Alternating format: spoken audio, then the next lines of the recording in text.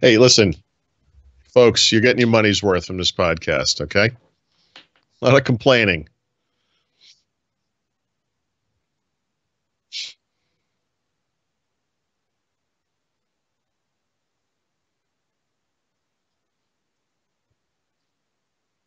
And it will just be like a still frame of you pointing at that sign. Dude, if this doesn't work, we got to do it again because I just don't know if I can deal with the complaints.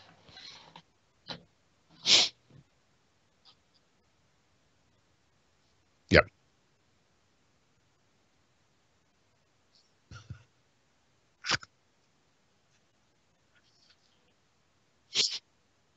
Yep.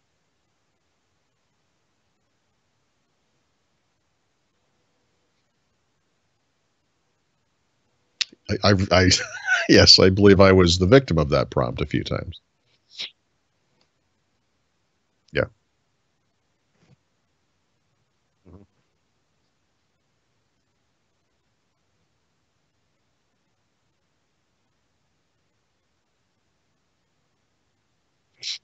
Not, hey, you've got blocking bugs. Well, God forbid. Is there a computer tech? You're in the tech field. Maybe you know the answer to this question. Is there a computer technology that can look at an error code and then actually provide the plain English explanation for that error code rather than showing the error code to a human being? Is there a way to do it, or could you hit Control C or select that in any way to? Yeah, no, weird.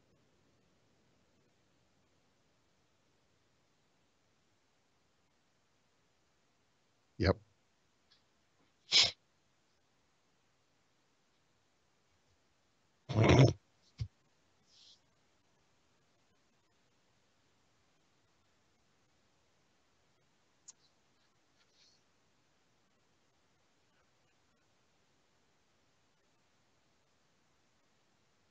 Okay. Okay.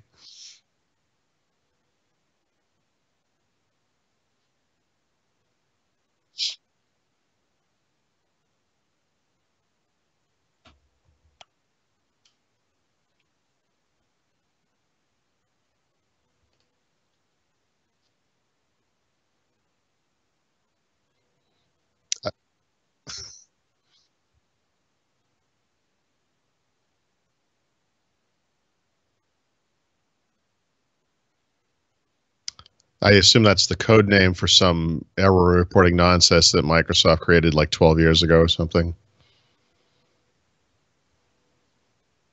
Yeah. Vista. Yeah. Okay. So not quite 12 years ago. 7 years ago or whatever. Okay. Sure.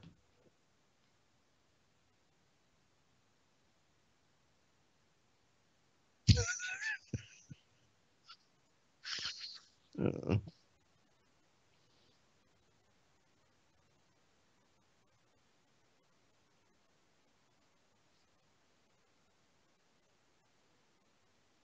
right.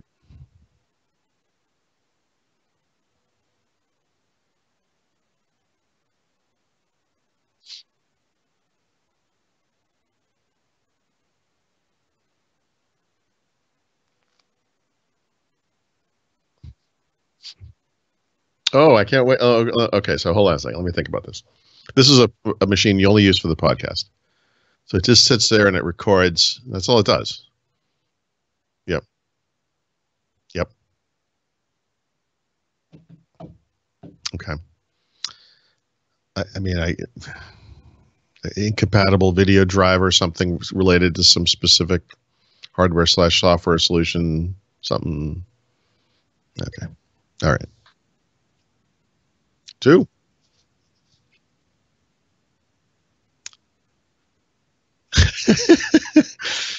I, um, do you ever do you ever question your career? Do you ever just kind of wonder why? Oh,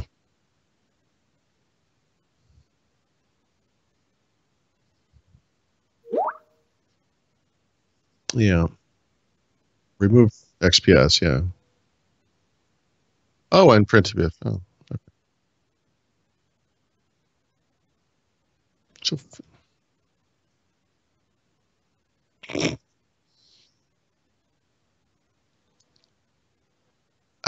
Yeah, yeah, yeah. You're saying print to PDF is actually a removable feature. It's interesting. And then actually, I don't see. I'm using it. Oh yeah, no, it's in there. Oh yeah, it's installed. Microsoft XPS Document Writer is installed by default. Why would anyone need that?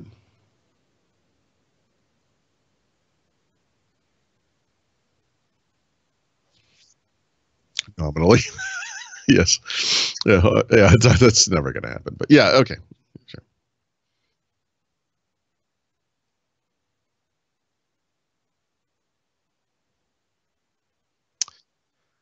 Yeah, well, that was my point. In other words, the normal human response here would be provide say this is exactly the problem. Microsoft does this very occasionally. You get the explanation you need, right? Sometimes you upgrade Windows version to Windows version. You get a document on your desktop, and they're like, "Hey, this stuff didn't make the cut for whatever reason," or every once in a while. But this kind of thing, that's where you really need it because people are going to see that fairly frequently.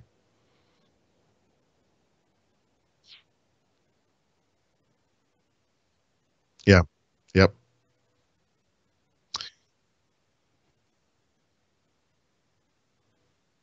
Yep.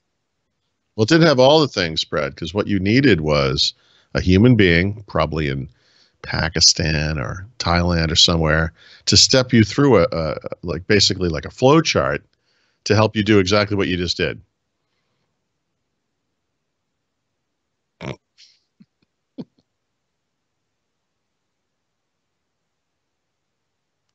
Well, here's an idea. Here's the problem. It lists the two things. Would you like us to remove those for you? Yeah, right. Then you're done. Just do it. How about just fixing it? No, too simple, too obvious. I don't know.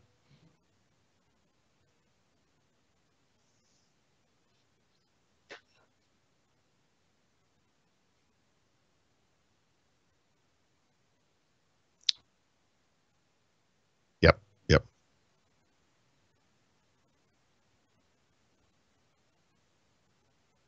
Oh, it's the worst.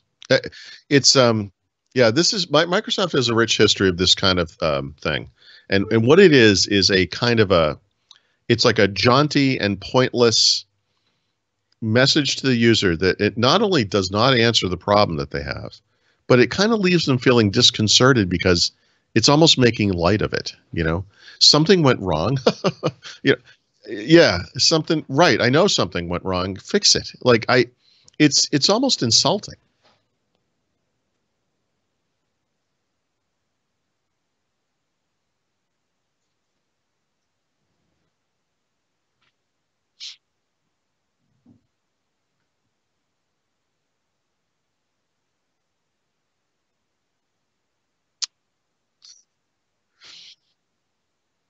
Hmm. You didn't even know. Yeah, yeah, yeah. Well, as I responded on Twitter to your tweet about this issue, Microsoft doesn't know how to communicate, and I I can't state it more clearly than that. I've said this again and again and again, and it applies on so many levels to so many areas of the company. But yeah, this is just it's embarrassing. It's terrible.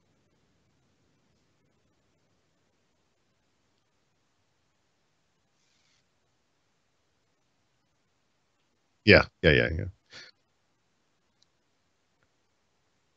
Hey, they shipped this update. If you had something plugged into a USB port that was storage related, it wouldn't update. you know, I mean, and that was like a known issue. I don't know. They're busy over there, Brad. They can't just fix every issue. They fix every other issue. They do what they can do.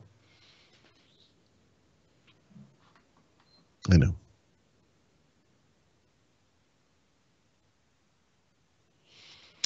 Yeah, yeah,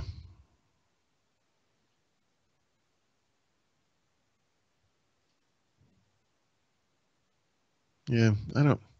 What would make this thing interesting is if they actually made it into a nicer device with a bigger screen and whatever. And of course, they don't want to do that because then it would actually cut into sales of their really expensive devices. But I have this theory that's just in my head. I've done zero research to see if this is true, but I wonder if the processor that was in the previous gen version, which is about 4 years old, no longer qualifies for the next iOS update, and that this is what drove this upgrade. Because I mean, this thing is so old fashioned. Because even in 2015, by the way, it was old fashioned, right? So it has the old style home button. Like it's not even like the Touch ID thing. It's just a button. I mean, this is like a it's like they opened a box and they were like, oh, we found a bunch of these 8-year-olds things. Like, what should we do with them? You know, because it's super old fashioned, tiny screen, like tiny screen. But I don't know. I don't know what the market is for this kind of thing. I mean, basically, it's an entertainment device, right? You play music or watch videos on it. Although watching videos on that tiny screen can't be all that great. I don't know. Yeah, in the car, in a plane, or whatever. Yeah.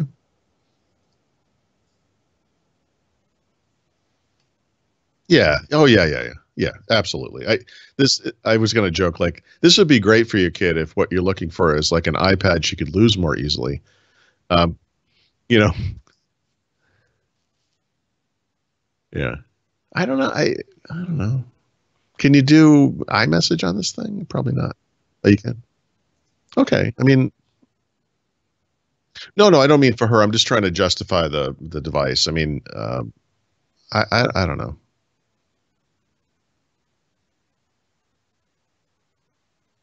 Yeah, right. So for 99% of usage, it's an iPhone. It's an iPhone 7. Like most people don't really, make phone calls or whatever. Um, it's too bad you couldn't put LTE in it and just use like a data network, shared data network, and then some messaging service or whatever. Yeah, right. Okay, yeah, that would be good for customers. My mistake.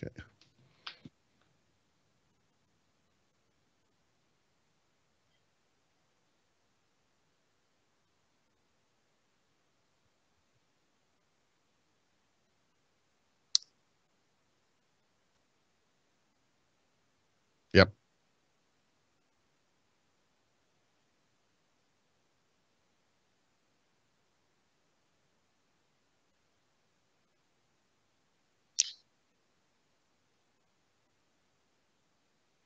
Yeah.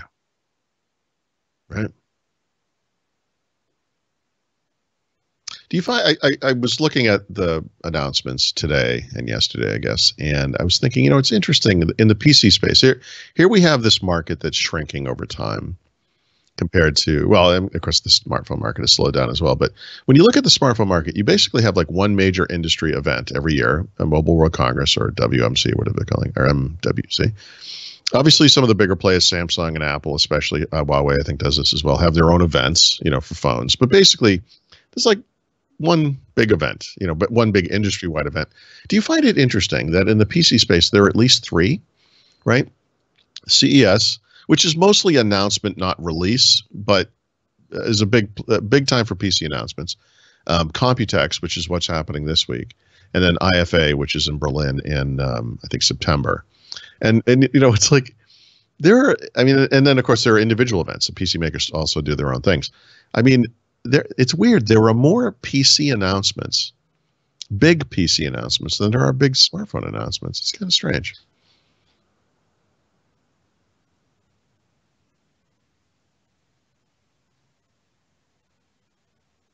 I just mean from a PC perspective. Yeah, I mean for the most part, yes, CES is almost futuristic in design. Yeah.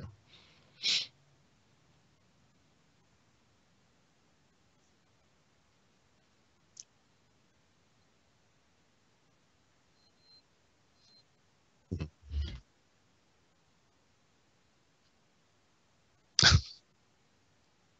So yeah, which by the way, you don't actually notice.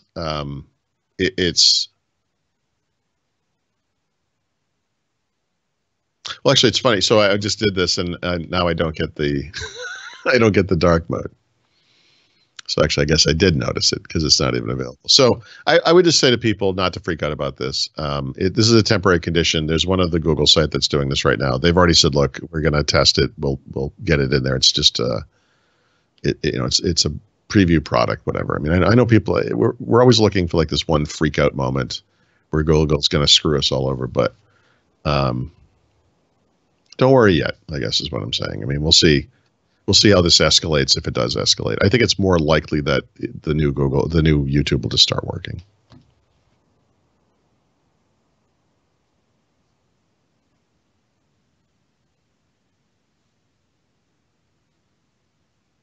Yeah. Yeah. Yeah.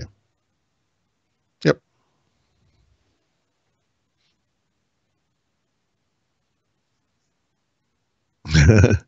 Yeah. I mean, we'll see what that looks like. I like in a sort of vague way that HP is embracing natural materials.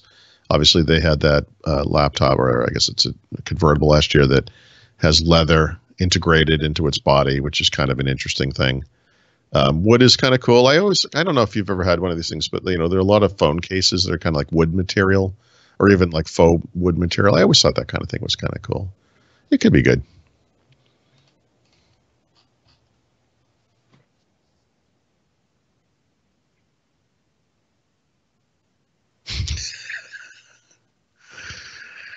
Well, we should see if it worked.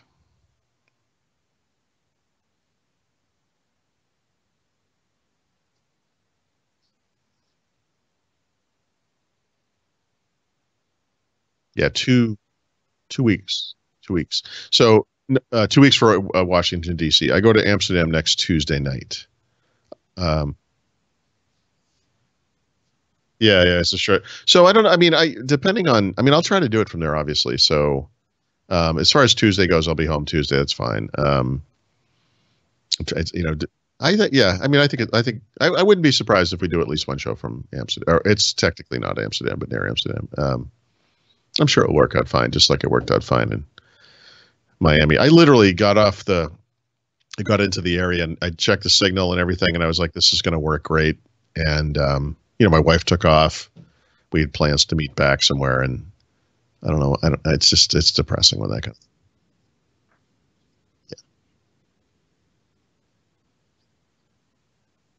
Yeah, I know. Right. I mean, it's too bad I couldn't have connected to Wi-Fi there. I don't know. Well, anyway, these things happen. I tried.